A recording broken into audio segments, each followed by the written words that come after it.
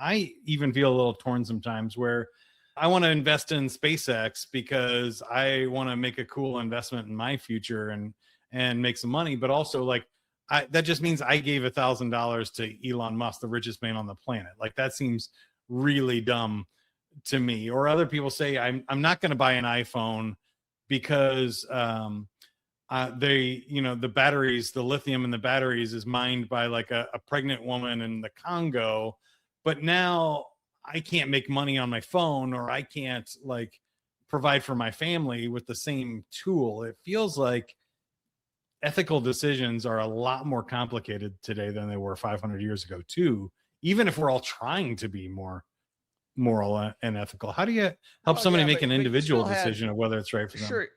Well, I think part of it is you have to think about what is around you immediately and what can you actually impact, right? And like you can absolutely impact how you engage the next person that you encounter, right?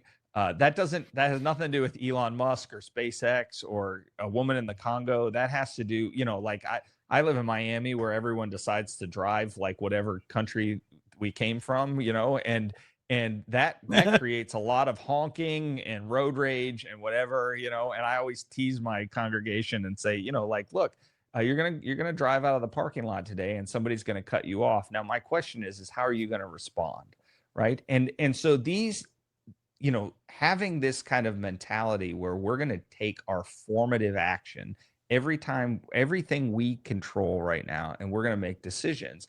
And part of that is just to say, well, what are the things that you're called to? Right. And so actually in Church Leaders Guide in the back of it, so it's Church Leaders Guide because that's my context. But Yeah, if tell you're us a about the business book. leader, yeah, if you're a business leader, you can pick the book up and you can just replace business for for church, right? And in the back of it there's what we work through, which is a study guide that just has questions, and that's the first way that I ask people to engage it. Mm. It's not for me to tell you what to believe, it's for you to discern what do you believe, and then to say, based on what I believe, how am I going to act?